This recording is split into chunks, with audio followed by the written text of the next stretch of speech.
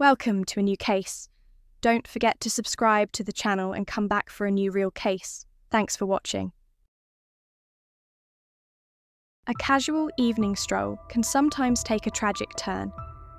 Agreeing to go out with someone you've just met, especially in a foreign city, after only a brief encounter at a local nightlife spot, is often a gamble that can end disastrously.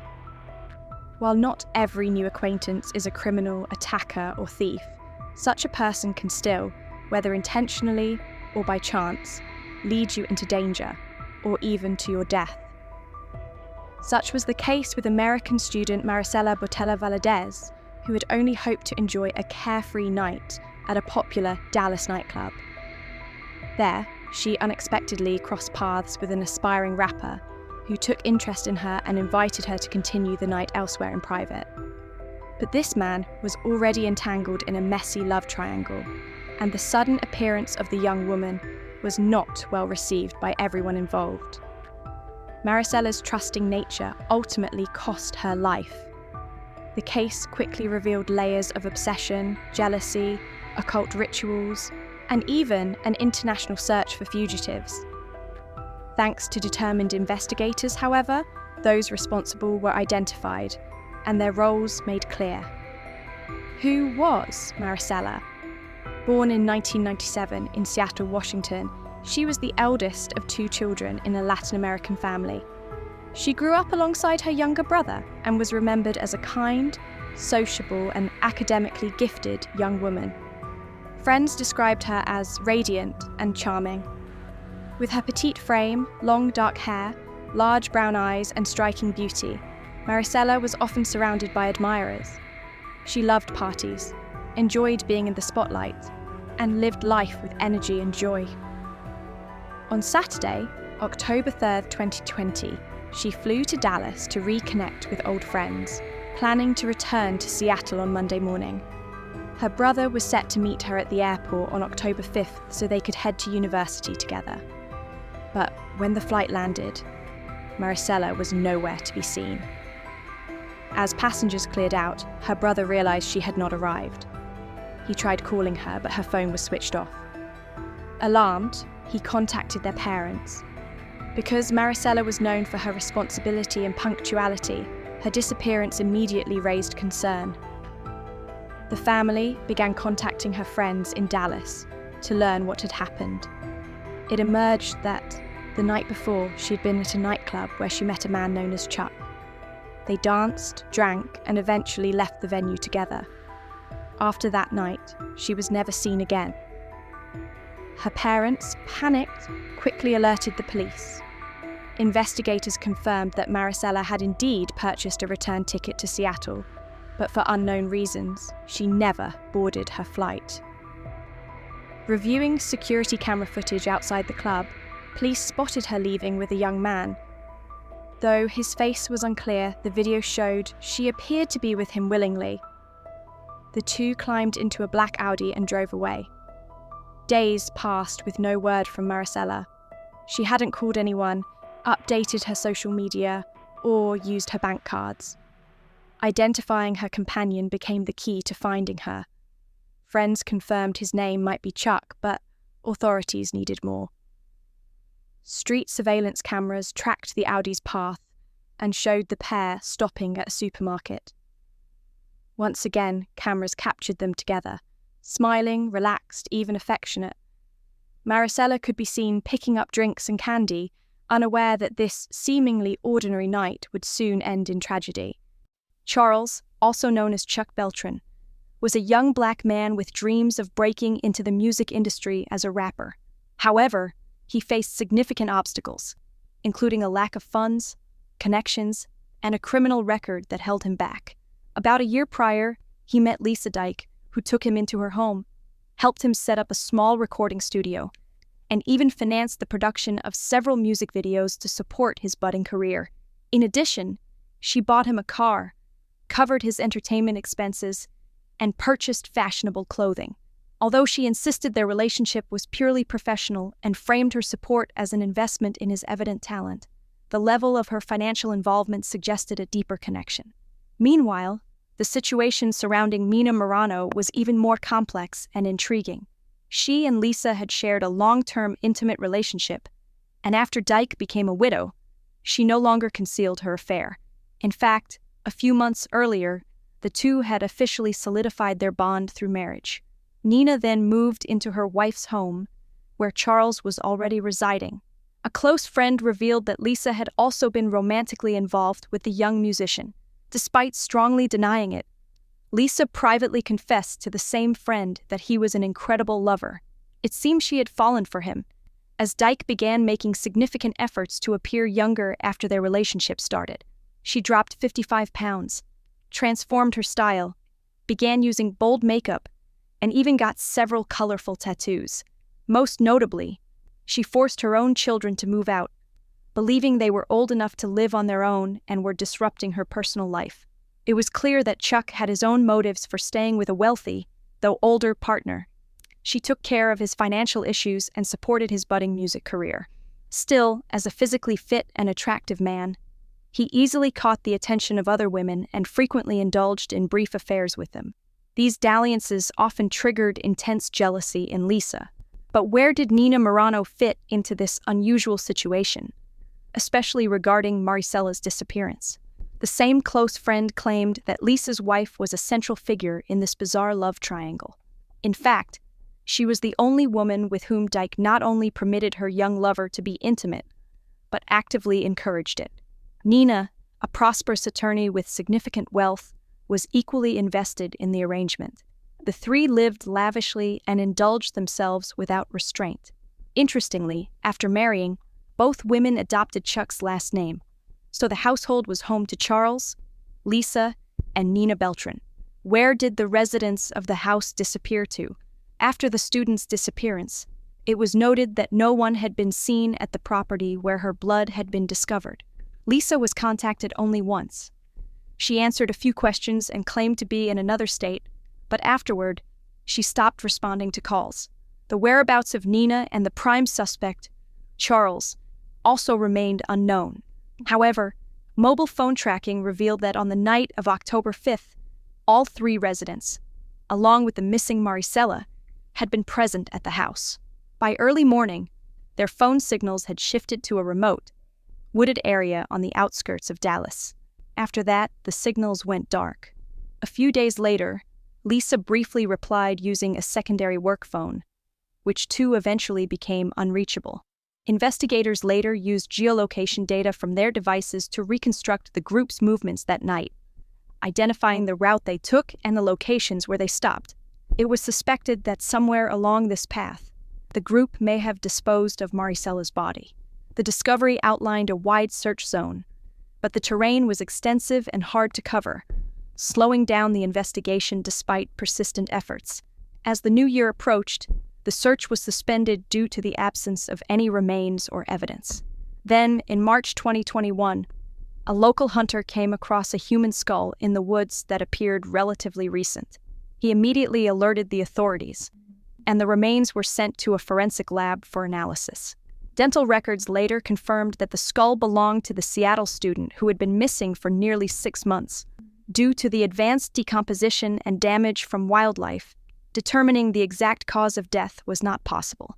However, several distinct marks on the bones resembled knife wounds, although it remained uncertain if these were the fatal injuries. The investigation then took a turn. Shortly after the remains were found, law enforcement located Lisa, who had relocated to Florida with Nina. The pair had rented a seaside home in Miami. Unfortunately, authorities were only able to arrest Nina. Her wife, upon learning about the situation, quickly went into hiding. There were no leads on Charles's whereabouts, though he occasionally reached out to former girlfriends through messaging apps. In her final messages, Dyke acknowledged that the young woman's body had been discovered and warned others to be extremely careful, as law enforcement was closing in. Now behind bars, Nina refused to cooperate, insisting she had no knowledge of what happened to Maricela. Meanwhile, Lisa used her network of contacts in an attempt to secure a strong legal defense for her partner. It also came to light that during their time in Florida, Nina had listed her South Carolina property for sale and was trying to sell it as quickly as possible. It was believed that the women needed the money either to remain in hiding or to flee the country altogether. A month later, authorities managed to locate and arrest Lisa, and both women were subsequently extradited to Dallas. Despite extensive questioning, neither provided useful information, and each was granted bail set at $500,000. They were able to post the hefty amount and were placed under house arrest. To monitor them, both were fitted with electronic tracking bracelets. Then came a daring escape attempt. In August of that same year, police located Charles in Utah, hiding out at the home of one of his former girlfriends. The woman, who was raising a 5-year-old son fathered by Beltran, welcomed his return so warmly that she didn't question his sudden reappearance. Upon arrest, Charles initially refused to speak or cooperate with investigators. Charles still held out hope that his wealthy lover would use her resources and influence to hire a top-tier lawyer and keep him out of prison. However, the situation took a sudden and dramatic turn. On Christmas Eve 2021, the electronic tracking bracelets worn by Lisa and Nina, who had been released on bail, unexpectedly went offline. Amid the holiday rush and widespread activity, it wasn't until the following day that a police team was dispatched to their residence. By then, the suspects had vanished. Investigators later discovered that the pair had been carefully planning their escape for months. By the time authorities began their pursuit, Lisa and Nina had already crossed the border into Mexico illegally. From there, they boarded a flight to South Korea, and their trail eventually disappeared in Cambodia. The FBI rejoined the case, collaborating with Cambodian law enforcement and immigration officials in an effort to locate the fugitives. The women drew law enforcement's attention after making a large cash withdrawal from an ATM. In an effort to stay under the radar, they used only cash for all transactions. However, surveillance footage from the ATM helped identify them, and an adjacent building's security camera captured the license plate of the car they had arrived in. This crucial detail led authorities to the driver, who directed them to the rental home occupied by the lavish fugitives. In February 2022, the women were rearrested and extradited back to the United States to face justice. This time, bail was denied, and they were immediately taken to jail. Charles's candid confessions. By that point, Charles had come to terms with the reality that his lover had no intention of rescuing him and was focused solely on herself. Feeling abandoned, he chose to cooperate with authorities and began sharing information. His detailed account of what happened on that terrifying night shocked everyone who heard it. Beltran admitted to having intimate relationships with both Lisa, the homeowner, and her spouse, Nina. He claimed his involvement with them was motivated by financial gain and the chance to boost his music career. He felt no real affection for either woman and frequently pursued flings with younger, attractive women, a behavior he made no effort to conceal. While Nina largely ignored his affairs, Lisa would occasionally react with intense jealousy. On the night of October 5, 2020, Charles met a young student named Maricela at a nightclub. He was immediately drawn to her striking beauty and slender figure, and the attraction appeared mutual. After several hours of drinking and dancing together, he invited her back to his place, and she agreed. They arrived at the house late at night, by which time both Nina and Lisa were already asleep. Charles quietly brought Maricela to his room, where the two became intimate and eventually drifted off to sleep. According to his account, sometime during the night, Lisa entered the room and, upon seeing the young woman in bed beside him, erupted in a fit of jealous fury. Lisa stormed into the kitchen, grabbed a large knife, and then returned to the bedroom, launching herself at Maricela and stabbing her repeatedly. According to Charles, he was jolted awake by the commotion, still dazed and under the influence of alcohol. When he finally managed to switch on the light, he was met with a horrifying sight.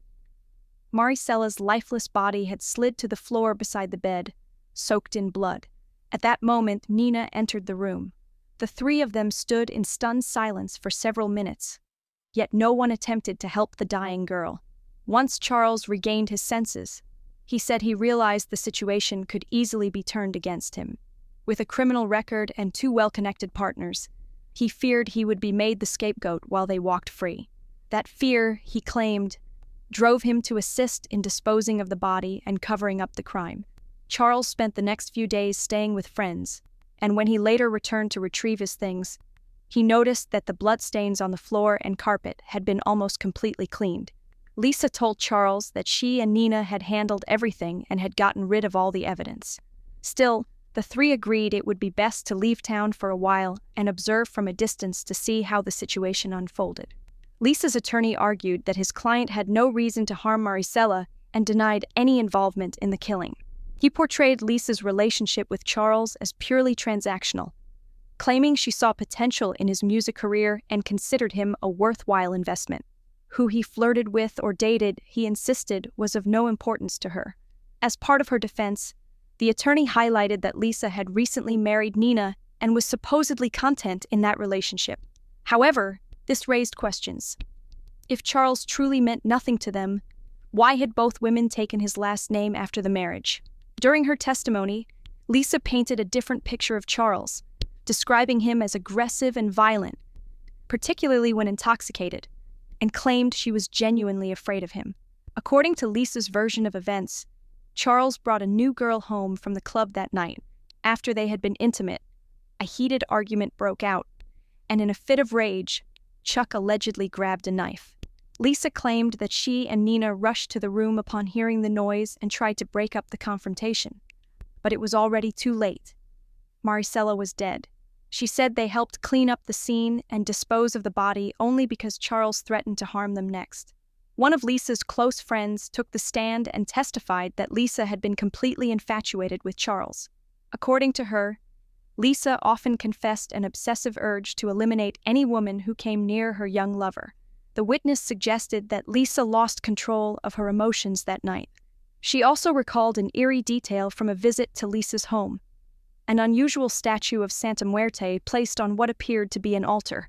Though surprised by the setup, she remembered Lisa laughing it off and claiming she practiced black magic and could cast spells to make a man stay loyal to her. However, it appeared that whatever ritual Lisa may have believed in had failed, and instead she turned to violence.